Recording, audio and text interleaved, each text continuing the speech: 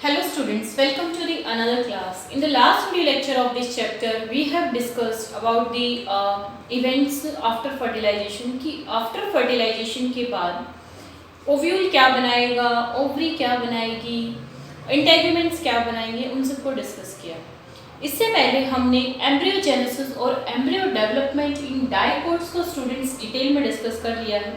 अगर आपके 5 मार्क्स का क्वेश्चन आता है बोर्ड एग्जाम में तो आप का आंसर वही रहेगा जो हमने पहले डिस्कस किया। लेकिन अगर हम कॉम्पिटिटिव एग्जाम्स की ओर देखें तो उनमें मोनोकोट्स के ऊपर इनके एम्ब्रियो डेवलपमेंट पे भी वेरियस क्वेश्चंस पूछे जाते हैं। तो आज की क्लास में ज़्यादा इलेबोरेटेड नहीं है, ये ज़्यादा डिफरेंट नहीं है, ऑलमोस्ट सिमिलर है। तो आज हम देख रहे हैं एम्ब्रियो डेवलपमेंट इन मोनोकोट्स की मोनोकोट्स के अंदर एम्ब्रियो डेवलपमेंट कैसे होता है। तो स्टूडेंट्स देखिए, this is the single celled zygote which is formed as a result of fertilization। fertilization के बाद क्या बन गया, zygote बन गया। अब इस zygote में क्या होगा, one transverse division, it will undergo one transverse division। इसमें transverse division होगा, 2 सेल बन जाएंगे, वही टर्मिनल ऊपर वाली क्या हो जाएगी, टर्मिनल सेल, ये माइक्रोपाइलर एंड है, ये चलाजल एंड है, तो ये हो जाएगी टर्मिनल सेल, और स्टूडेंट्स ये हो जाएगी बेसल सेल। तो ट्रांसवर्स डिवीजन से 2 सेल बन गई, टर्मिनल और बेसल सेल। अब इसकी जो टर्मिनल सेल है उसमें फिर से ट्रांसवर्स डिवीजन होगा, बेसल सेल में आगे डिवीजन नहीं होगा, बेसल सेल सिर्फ क्या करेगी, साइज में ग्रो करेगी। तो अगेन ट्रांसवर्स डिवीजन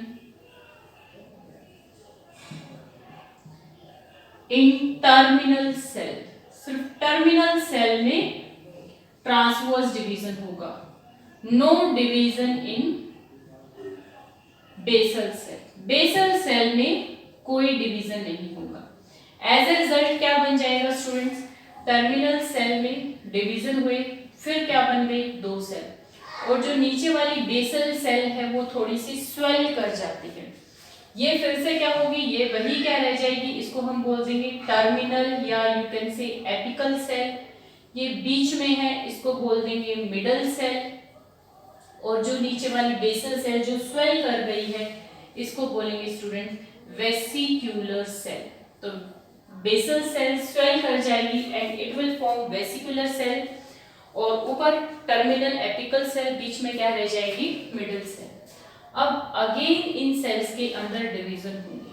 देखिए अब क्या होगा, ये जो टर्मिनल सेल है स्टूडेंट्स, ये फाइनली इसके अंदर क्या सिंथेसाइज करेगी, कॉटिलिडन्स बनाएगी। मोनोकोट है तो क्या होगा, सिंगल कॉटिलिडन की सिंथेसिस होगी। तो टर्मिनल सेल इसमें क्या बनाएगी, कॉटिलिडन्स। बाकी जो बच गए हैं इसके अंदर एपिकोटाइल, हाइपोकोटाइल, लिम्यूल, रेडिकल, सस्पेंसर, वो सब किससे बनेंगे, मिडल सेल से बनेंगे। मिडल सेल इसमें क्या सिंथेसाइज करेगी, it will synthesise epicotyl, hypocotyl, लिम्यूल, radicle and even suspensor. Basal cell सिर्फ किस फॉर्म में रह जाएगी, स्वोलन वेसिकुलर फॉर्म में रह जाएगी। अब क्या होगा देखिए, डिवीजन के बाद टर्मिनल सेल्स ने क्या बना दिया, रेपिटेडली डिवाइड होके क्या बना देगी, मोनोकोट है तो क्या बनेगा, सिंगल कॉटिलिडन। इसने डिवाइड करके क्या बनाया, it will form single cotyledon which is form from terminal cell. Basal cell भी डिवाइड, सॉरी मिडल सेल भी डिवाइड करेगी, और ये क्या बना देगी, फाइनली ये बना देगी जो प्लेम्यूल, रेडिकल, हाइपोकोटाइल, ये सब बनाएगी, और नीचे ये क्या रह जाएगी, vesicular cell. This is vesicular cell. और देखिए स्टूडेंट्स इसके अंदर ये मिडल सेल जो किसमें डिफरेंशिएट हो रही है, प्लेम्यूल, रेडिकल, हाइपोकोटाइल, एपिकोटाइल के।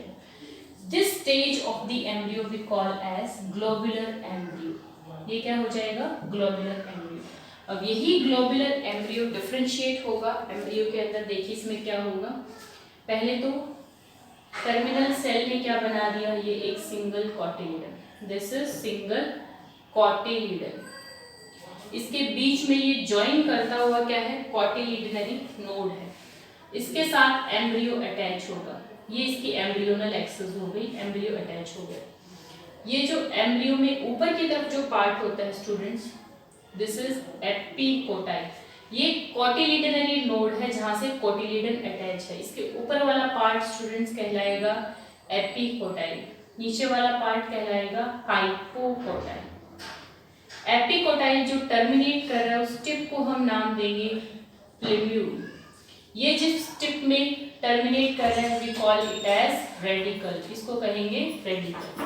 प्लेम्यूल को ऊपर से कवर करती हुई बंचेस ऑफ लीफ होती हैं जिसको हम बोलते हैं कॉलियोटाइल। जो प्लेम्यूल को ऊपर से कवर करके रखे हैं उसको बोलते हैं कॉलियोटाइल। जो रेडिकल को जो कवर करती है इसको बोलते हैं कोलियोराइजा।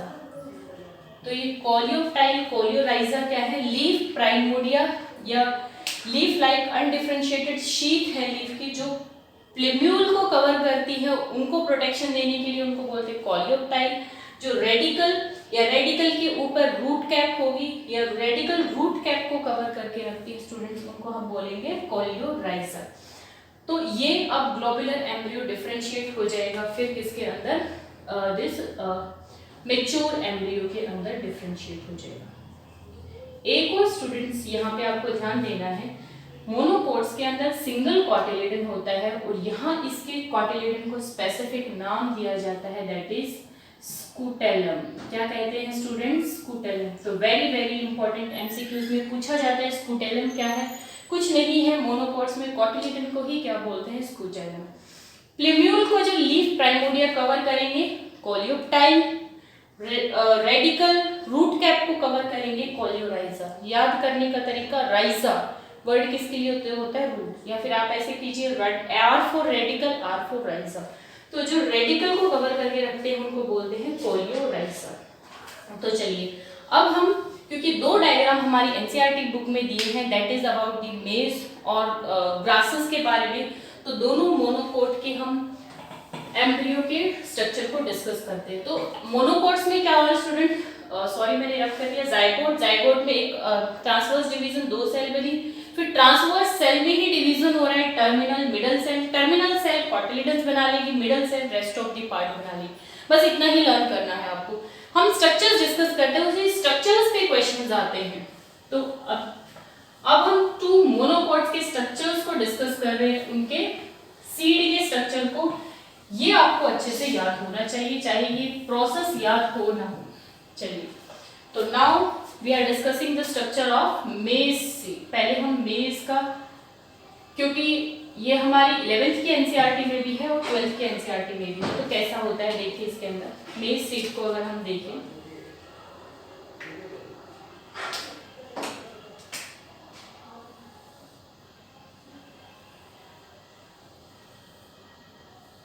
तो मेज सीड के अंदर क्या होगा, मोस्ट ऑफ दी जो पार्ट है वो कौन कवर करके रखता है इसके अंदर, इसमें एंडोस्पर्म। क्या है इसका, एंडोस्पर्म। सीड में दो रिजर्व पार्ट होते हैं स्टूडेंट्स, समझिए। सीड के अंदर फूड रिजर्व दो फूड रिजर्वोयर होते हैं, आप यूं कह सकते हैं, दैट इज ये आइदर एंडोस्पर्म या फिर क्या मिलेंगे, कॉटिलीडन। तो समझिए स्टूडेंट्स, हमने इससे पहले डाइकोट का सीड का स्ट्रक्चर देखा था, वहां कॉटिलीडन्स वेल डेवलप्ड थे, तो एंडोस्पर्म थिन पेपरी हो जाता है। मोनोकोट्स के अंदर जो कॉटिलीडन है वो थिन पेपरी हो जाते हैं, तो यहाँ मेन क्या रिजर्व फूड मिलेगा, एंडोस्पर्म। तो इसमें मेन रिजर्व फूड क्या है मेज के अंदर, उसका एंडोस्पर्म, और मोस्टली क्या होता है, दिस इज स्टार्च। क्या होगा, स्टार्च। इसके बाहर से प्रोटीन की शीट होती है स्टूडेंट्स, कवर होता है, जिसको हम बोलते हैं aleurone layer. This is aleurone layer, that is the proteinaceous sheet around the endosperm. अब इधर देखिए, इसमें एक कॉटिलीडन मिलेगा, ये मोनोकोट्स हैं तो ये इसका कॉटिलीडन हो गया, और कॉटिलीडन को मोनोकोट्स में हम क्या नाम दे देते हैं, स्कूटेलम। तो दिस इज कॉटिलीडन, स्कूटेलम। यहाँ पे इसका एम्ब्रियो प्रेजेंट होता है इन दिस वे। एम्ब्रियो का जो इस नोड से ऊपर वाला पार्ट होगा स्टूडेंट्स, इसको क्या कहेंगे? एपिकोटाइल। इसके टिप को क्या कहेंगे? प्लिम्यूल। प्लिम्यूल को जो कवर करके रखती है उसको हम बोलेंगे coleoptile. We call it as coleoptile. सारी लेबलिंग बहुत इंपॉर्टेंट है स्टूडेंट्स। नीचे वाला जो बेसल पार्ट हो गया we call it as hypocotyl. इसका जो टिप वाला पार्ट होगा उसको कहेंगे रेडिकल, जो आगे चल के रूट बनाएगा, और इसको जो कवर करके रखती है दैट इज कोलियोराइजा। वही सब चीजें हैं, बस थोड़ा सा एंडोस्पर्म और ये सब आपको पता होना चाहिए। तो दिस इज अ टिपिकल मेज seed structure. Every labelling is important. चलिए, ग्रास का और हमारी एनसीईआरटी बुक में दिया है, तो इसका स्ट्रक्चर भी हम डिस्कस कर लेते हैं स्टूडेंट्स। मोनोकॉट्स में सेम होगा स्टूडेंट्स। इसमें भी क्या होगा? सिंगल कॉटिलेडन प्रेजेंट होगा, दैट इज स्कूटेलम। स्कूटेलम इसी के साथ लेबल कर देती हूँ। इसका क्या है? Single cotyledon scutellum. इसमें भी वही एम्ब्रियो प्रेजेंट होगा, ये इसमें एम्ब्रियो प्रेजेंट। ये इसका सिंगल कॉटिलेडन हो गया स्कूटेलम, बीच में इनको ज्वाइन करता हुआ कॉटिलेडनरी नोड हो गया, और ये इसका एम्ब्रियोनल एक्सेस है। कॉटिलेडन नोड से ऊपर वाला जो पार्ट होगा we call this as epicotyl. This is epicotyl. इसके टिप को बोलेंगे प्लिम्यूल, और इसको जो लीफ प्राइमोर्डिया कवर करके रखती है कोलियोटाइल। जो बीचे वाला पार्ट है इसको बोलते हैं हाइपोकोटाइल। इसके टिप को बोलेंगे रेडिकल, जो इसको कवर करके रखती है। यहाँ इसमें रूट कैप भी होगी मोनोकोट में, और इसको जो कवर करके रखती है दैट इज कोलियोराइजा। तो this is the typical structure of LS of the grass seed. एक और स्टूडेंट्स इसमें आपको ध्यान देना है, इसको इस तरह से ड्रॉ कर लीजिए। आपके एनसीईआरटी में इस तरह से इसको ड्रॉ किया हुआ है इन दिस वे। यहाँ इधर देखिए स्टूडेंट्स, वेरी वेरी इंपॉर्टेंट। ये लेबलिंग तो वही होगी जो अभी हमने डिस्कस की थी, दिस वन। ये जो बाहर की तरफ थोड़ा सा प्रोट्यूबरेंस निकला हुआ है students, we call this as epiblast. क्या है ये? एपीब्लास्ट। और ये एपीब्लास्ट क्या है? ग्रासेस मोनोकॉट्स हैं तो सिंगल कॉटिलेडन होगा। ये इसमें क्या है? Rudimentary second cotyledon. जो सेकंड कॉटिलेडन है वो रूडिमेंट्री हो गया है, और यू कैन से सुप्रेस हो गया है। तो ये एपीब्लास्ट किसको डिनोट करता है student? This is the rudimentary second cotyledon. अब यहाँ मोनोकोट है तो सेकंड दो कॉटिलेडन तो मिलने से रहे, सिर्फ क्या मिलेगा? Single cotyledon. तो यहाँ जो सेकंड कॉटिलेडन होता है it is present in the form of a remnant की फॉर्म में प्रेजेंट होता है, जिसको हम क्या बोलते हैं students? Epiblast. Very very important. Grasses में क्या मिलता है? Second cotyledon is found in the form of rudimentary. तो ये दोनों ही डायग्राम बहुत इंपॉर्टेंट है, because both the diagrams are given in the NCERT books. तो यहाँ आपको ये टर्म्स आनी चाहिए। स्कूटेलम क्या होता है, कोलियोटाइल क्या है, कोलियोराइजा क्या है, प्लिम्यूल रेडिकल हम पहले से डिस्कस करें। तो स्टूडेंट्स आज की क्लास में हमने एम्ब्रियो डेवलपमेंट इन मोनोकोट्स को डिस्कस किया। In the coming video lecture we will discuss about the formation of endosperm, कि ये जो एंडोस्पर्म है जो एम्ब्रियो को न्यूट्रिशन प्रोवाइड करेगा, इसकी सिंथेसिस, इसका फॉर्मेशन कैसे होगा। टिल देन आप इनको अच्छे से रीड कीजिए, लर्न कीजिए। Have a good day.